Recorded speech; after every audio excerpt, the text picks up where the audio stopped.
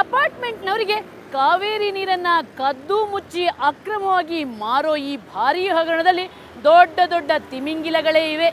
Water ಮ್ಯಾನ್ನಿಂದ ಹಿಡಿದು ಜಲಮಂಡಳಿ ಮುಖ್ಯಸ್ಥರವರೆಗೆ ಲಂಚದ ಹಣ ಹೊಳೆಯಂತೆ ಹರಿಯುತ್ತೆ. 4 ದಶಕಗಳಾದ್ರೂ ನೀರಿಲ್ಲ, ಬಳಕೆಗಿಂತ ಸೋರಿಕೆಯೇ ಹೆಚ್ಚು.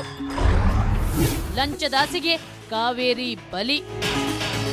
ನಮ್ಮ ಬೆಂಗಳೂರಿಗೆ 1974ರಲ್ಲೇ ಕಾವೇರಿ ನೀರು ಬಂದಿದೆ. ಅಂದ್ರೆ ಬರೋಬ್ಬರಿ 40 ವರ್ಷಗಳಾದ್ರೂ ನಮ್ಮ ಬೆಂಗಳೂರು ಜಲಮಂಡಳಿಗೆ ಕಾವೇರಿ ನೀರು ಹಂಚಲು ಸಾಧ್ಯ ಆಗಲಿಲ್ಲ. ಇದಕ್ಕೆ ಮುಖ್ಯವಾಗಿ ಸರ್ಕಾರದ ಇಚ್ಛಾಶಕ್ತಿಯ ಕೊರತೆ ಮತ್ತು ಭ್ರಷ್ಟ ಅಧಿಕಾರಿಗಳ ಲಂಚಾವತಾರವೇ ಕಾರಣ. ಕಮಿಷನ್ ಸಿಗುತ್ತೆ ಅಂದ್ರೆ ಅಧಿಕಾರಿಗಳು ಅಪಾರ್ಟ್ಮೆಂಟ್ ಬಳಿ ಅದು ಹೇಗೆ ಓಡೋಡಿ ಬರ್ತಾರೆ ಅನ್ನೋದನ್ನ ನೀವೇ ನೋಡಿ. ಖೆಡ್ಡಕ್ಕೆ ಬಿದ್ದು 3ನೇ ಬಲಿ. ನಮ್ಮ ಜಲಖೆಡ್ಡಕ್ಕೆ ಬಿದ್ದ 3ನೇ ಬಲಿ ಸತೀಶ್. ಈತ ಕೂಡ ವಾಟರ್ ಮ್ಯಾನ್. ಈತ ನಮ್ಮ ಕರೆಗೆ ಓಗೊಟ್ಟು ಬಂದ.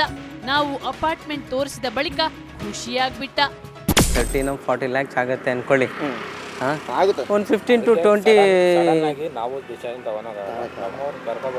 ಅದನ್ನ ಏನು ಟೆನ್ಷನ್ ಅದನ್ನೇ ನಾನು ಹೇಳ್ತಿರೋದು. ಆ ಥರ ಕನ್ಸೆಷನ್ಗೆ ಏನಾದ್ರು ಮಾತಾಡೋಕ್ಕಾಗುತ್ತೋ ಬಂದವ್ರು ಕರ್ಕೊಂಡು ತೋರಿಸಿ ಹೇಳ್ತಾರೆ. ದೊಡ್ಡ ಅಪಾರ್ಟ್ಮೆಂಟ್, ಲಕ್ಷದ ಮಾತು, ಭರ್ಜರಿ ಹಣ ಗಳಿಸಬಹುದು ಅನ್ನೋ ಲೆಕ್ಕಾಚಾರದಿಂದ ನೇರವಾಗಿ ಫೀಲ್ಡ್ ಆಫೀಸರನ್ನೇ ನಮ್ಮ ಬಳಿ ಕರೆಸೋದಾಗಿ ಹೇಳಿದ. ಖೆಡ್ಡಕ್ಕೆ ಬಿತ್ತು 4ನೇ ಬಲಿ. ಆಸೆ ತಡೆಯಲಾಗದೆ ಸತೀಶ ಫೀಲ್ಡ್ ಆಫೀಸರ್ ರಾಜೇಂದ್ರನನ್ನ ಕರ್ಕೊಂಡೇ ಬಂದ್ಬಿಟ್ಟ. ನಾವು ತೋಡಿದ ಖೆಡ್ಡಕ್ಕೆ ನೂಕಿಯೇ ಬಿಟ್ಟ. ರಾಜೇಂದ್ರ ಸರೋ ಕಟ್ಟಡ ನೋಡಿ ಖುಷಿಯಾಗಿ ಸರ್ವೆಗೆ ರೆಡಿಯಾಗಿಯೇ ಬಿಟ್ರು.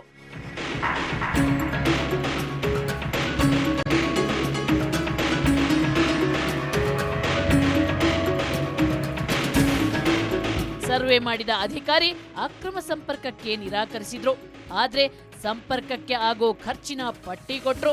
ಅಷ್ಟೇ ಅಲ್ಲ, 20 ದಿನದೊಳಗೆ ಕಾವೇರಿ ನೀರು ಕನೆಕ್ಷನ್ ಕೊಡ್ತೀನಿ, ಆದ್ರೆ ಒಟ್ಟು ಬಿಲ್ಲಿನಲ್ಲಿ 16% ಕಮಿಷನ್ ಕೊಡಬೇಕು ಅಂದ್ರು. ಸರ್ ಈಗ ಅಫಿಷಿಯಲಿ ಒಂದು 48 ಬರುತ್ತೆ ಸರ್. 48 ಚೇಂಜ್ ಬರುತ್ತೆ. 48 ಚೇಂಜ್ ಅಫಿಷಿಯಲಿನೇ ಬರುತ್ತೆ. 48.5 ಬರುತ್ತೆ ಅಫಿಷಿಯಲಿ. 48.5 ಅಫಿಷಿಯಲಿ ಬಂದಾಗ ನಾನು ನಾನು ಬೇರೆ ಏನು ಕೇಳ್ತಿಲ್ಲ. ನಿಮಗೆ ಅದು ಆ ಇದರಲ್ಲಿ ಪರ್ಸೆಂಟೇಜ್ ಕೊಡಿ, ನಿಮ್ಗೆ ವಿತಿನ್ 20 ಡೇಸಲ್ಲಿ ನಿಮಗೆಲ್ಲ ಕನೆಕ್ಷನ್ ಕೊಡಿಸ್ತೀನಿ. ಜಾಸ್ತಿನೇ ಕೇಳಿಲ್ಲ, 16% ಕೇಳ್ತಾ ಇದ್ದೀನಿ. ಹೆಚ್ಚು ಕಮ್ಮಿ ಮಾಡಿಕೊಡಿ. ನನಗೆ ಎಲ್ಲ 20 ತೊಗೊತಿದ್ದಾರೆ, ನಾನು 16 ಕೇಳ್ತಿದ್ದೀನಿ ಅಷ್ಟೇ. ಹಾಂ ಸರ್, ಈಗ ಸ್ಟಾರ್ಟಿಂಗ್ ಅಂತಂದರೆ ಫೈಲ್ ಪ್ರೊಸೆಸಿಂಗ್ಗೆ ನನಗೆ ಒಂದು 8 lakhs ಬೇಕಾಗುತ್ತೆ. 8 lakhs file processing. Okay. 8 lakhs ಕೊಡಿ, ನಂತರ ನಿಮಗೆ ಹೇಳ್ತೀನಿ. ಓಕೆ. ರಾಜೇಂದ್ರ ಅವರಂತೂ ತಿಂಗಳ ಮೀಟರ್ ಅಡ್ಜಸ್ಟ್ಮೆಂಟ್ಗೆ ಬಿಂದಾಸಾಗಿ ಒಪ್ಪಿಕೊಂಡ್ರು. ಅಂದ್ರೆ ನೀರು ಎಷ್ಟು ಬೇಕಾದ್ರೂ ಬಳಸಿ ಮಿನಿಮಮ್ ಬಿಲ್ ಕೊಡಿಸೋದು ನನ್ನ ಜವಾಬ್ದಾರಿ ಅಂದ್ರು. ಆಮೇಲೆ ಇದು ಮೀಟ್ರದ್ದು ಸರ್ ಹಿಂಗೆ, ಆಮೇಲೆ ಮಂತ್ಲಿ ಮೀಟ್ರದ್ದು ನೀರು ಯಾವ ಥರ ಯೂಸ್ ಮಾಡ್ತೀರಾ ಅದ್ರ ಮೇಲೆ ಡಿಪೆಂಡ್. ಅಲ್ಲ, ಅದ್ರಲ್ಲಿ ಕನ್ಸೆಷನ್ ಮಾಡಬೇಡಿ. ಕನ್ಸೆಷನ್ ಅಂದರೆ ನೀರು ಅದು ತಿಂಗಳ ಕಟ್ಟೋದು. ಹಾಂ ಸರ್, ಕಟ್ಟೋದು ಒಂದು ಫಿಕ್ಸ್ ಮಾಡಬೇಡಿ. ಅದ್ರಲ್ಲಿ ಬೇಕಾದ್ರೆ ಓಕೆ, ನಾನು ಮಾಡ್ತೀನಿ. ತಲೆ ಕೆಡಿಸ್ಕೊಂಡ್ರೆ ನನಗೆ ಎಷ್ಟು ಒಂದು 20,000 ಬರ್ಬೋದಲ್ಲ ಸರ್? ಅಷ್ಟು ಬರೋಲ್ಲ, ನಾನು ಮಾಡಿಸ್ಕೊಡ್ತೀನಿ. ಯಾಕೆ ಇದು ಮಾಡ್ಕೊತೀನಿ? ಅದನ್ನೇ ಬರಲಿ, ಆಮೇಲೆ ಬಿಡಿ, ಅವರು ಹೇಳ್ತಾರೆ. ನಿಮಗೆ ನಾನು ಮಿನಿಮಮ್ ಕಟ್ಸ್ಕೊಡ್ತೀನಿ, ಏನು ತಲೆ ಕೆಡಿಸ್ಕೊಡ್ರಿ. ಹೌದಾ? ಅದು ಯೂಶಲ್ ಆಮೇಲೆ ಮೀಟ್ರ್ ಎಷ್ಟು ಬರುತ್ತೆ ಅಷ್ಟೇ ಅಂತದೇನು ಬೇಡ. ನಾನೇ ಬಿಲ್ ಕೊಡಬೇಕು, ಯಾಕೆ ತಲೆ ಕೆಡಿಸ್ಕೊಡ್ತೀನಿ? ಮಾಡ್ತೀವಿ ಅದಕ್ಕೆ. ಹೌದಾ? ಮೀಟ್ರದಲ್ಲಿ ಕಂಪಲ್ಸರಿ ಮಾಡ್ಕೊಡ್ತೀನಿ. ನೀವೇನು ಅದರಲ್ಲಿ ಇದು ಮಾಡಿ ಮಂತ್ಲಿ 20 ಅಲ್ಲ, 30 ಬರಲ್ಲ, 40 ಬರಲಿ, ತಲೆ ಕೆಡಿಸ್ಕೊಡಿ. ನಿಮ್ಗೆ ಅಡ್ಜಸ್ಟ್ಮೆಂಟ್ ಒಂದು ಫಿಕ್ಸ್ ಮಾಡಿ ಕೊಡ್ತೀನಿ. ಮಂತ್ಲಿ 50,000 ಬರಲಿ, ನೀವು ತಲೆ ಕೆಡಿಸ್ಕೊಡಿ, ನಾನು ನಿಮ್ಗೆ ಅಡ್ಜಸ್ಟ್ ಮಾಡಿ ಒಂದು ಫಿಕ್ಸ್ ಮಾಡಿಕೊಡ್ತೀನಿ. ಓಕೆ ಸರಿ, ನೀವು ಅದ್ರ ಮೇಲೆ ನನ್ನ ಮೇಲೆ ನಂಬಿಕೆ ಇಡಿ. ನೀವು ನೋಡಿದ್ರ, ಈ ಅಧಿಕಾರಿಗಳಿಗೆ ಭರ್ಜರಿ ಕಮಿಷನ್ ಕೊಟ್ರೆ ಸಾಕು, ಬಿಲ್ಗೆ ಮಾರೋ ಗೋಲಿ. ಇಂಥ ಅಧಿಕಾರಿಗಳಿದ್ರೆ ಸರ್ಕಾರದ ಬೊಕ್ಕಸಕ್ಕೆ ಕಾವೇರಿ ಕೈಯಲ್ಲಿರೋ ಚೊಂಬೆ ಗತಿ. ಅಧಿಕಾರಿಗಳು ಏನಂತಾರೆ?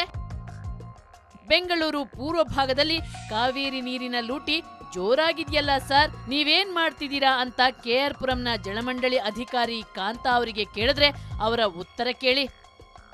ಈಗ ಒಳ್ಳೊಳಗೆ ಕನೆಕ್ಷನ್ ತಗೊಳ್ಳೋದು, ಕದ್ದು ತಗೊಳ್ಳೋರನ್ನ ನಾವು ಇಟ್ಕೊಳಕ್ಕಾಗಲ್ಲ. ಅಥವಾ ನಮ್ಮ ಸೆಕ್ಯೂರಿಟಿ ವಾಹನಗಳು ಭಾಳಷ್ಟು ಜನ ಇದ್ದಾರೆ, ಒಳಗೆ ಕೊಡ್ತಾರೆ ಅಂತ ನಾವು ಹೇಳಿ ಅವ್ರು ನಡೆಯೋಕ್ಕಾಗಲ್ಲ. ಬಟ್ ನಾವು ಡಿಸ್ಕನೆಕ್ಷನ್ ಡ್ರೈವ್ ಅದು ಕಳಿಸ್ತಾ ಇದ್ದೀವಿ, ಘಟ್ಟ ಹೊಡಿತೀವಿ, ಪೆನಾಲ್ಟಿ ಹಾಕೋದಕ್ಕೆ ಅದು ಫೈಲ್ ಬಂದ ಪೆನಾಲ್ಟಿ ಆಗೋದು ಬರೆದಿಟ್ಟಿರ್ತೀವಿ. ಗಳೇ ಅಂದರೆ ಇಂದು ಸಿ ಎಮ್ ಸಿ ಇದ್ದಾಗಿಂದ ಇದೊಂದು ದಂಧೆ ಸಿ ಎಮ್ ಸಿ ಟೈಮಿಂದ. ಈಗ ವಾಟರ್ ಸಪ್ಲೈ ಬಂದಮೇಲೆ ನಾವು ಸ್ವಲ್ಪ ಟೈಟ್ ಮಾಡ್ತಾ ಇದ್ದೀವಲ್ಲ, ಈಗ ಜಲಮಂಡಲಿನಲ್ಲಿ ಅವ್ರಿಗೆ ಪೇಮೆಂಟ್ ಎಲ್ಲ ಕೊಡ್ತಿದ್ದಾರೆ, ಹಂಗಾಗಿ ಸ್ವಲ್ಪ ಟೈಟ್ ಮಾಡ್ತಾ ಇದ್ದೀವಿ ಇವಾಗ. ಬಟ್ ಮುಂದೆ ಸತಿ ಎಲ್ಲನೂ ಟೈಟ್ ಮಾಡೋಕ್ಕಾಗಲ್ಲ, ಯಾಕೆಂದರೆ ನಿಮಗೂ ಗೊತ್ತು ಅವರು ರಾಜಕೀಯದಿಂದ ಇದ್ದಾರೆ, ಕಾರ್ಪೊರೇಟರ್ ಮನೆ ಹತ್ರ ಇರ್ತಾರೆ, ಇನ್ನೊಬ್ಬರು ಮನೆ ಹತ್ರ ಇರ್ತಾರೆ. ಅತಿ ಹೆಚ್ಚು ಅಪಾರ್ಟ್ಮೆಂಟ್ಗಳು ಇರೋ ಕೆಆರ್ ಪುರಂನಲ್ಲಿ ಜಲಮಂಡಳಿಯ ಆದಾಯ ತಿಂಗಳಿಗೆ ಕೇವಲ 40 ಲಕ್ಷ ಅಂತೆ. ಇಲ್ಲಿ ಈಗ ಸದ್ಯಕ್ಕೆ ನಮಗೆ ಒಂದು, ಈಗ ನಾನು ಬಂದಮೇಲೆ ಬರೋಕ್ಕೆ ಮೊದಲು ಒಂದು 6-7 ಲಕ್ಷ ಇತ್ತಷ್ಟೇ.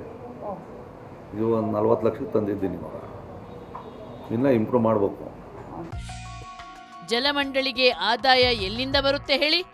ಅಪಾರ್ಟ್ಮೆಂಟ್ನವ್ರು ಕೊಡೋ ಎಂಜಲು ಕಾಸಿಗೆ ಕಾವೇರಿಯನ್ನ ಮಾರ್ತಾ ಹೋದ್ರೆ ಬೆಂಗಳೂರಿನ ಜನಸಾಮಾನ್ಯರು ಕಾವೇರಿಗಾಗಿ ಚೊಂಬು ಹಿಡ್ಕೊಂಡು ಕಾಯ್ತಲೇ ಇರಬೇಕು.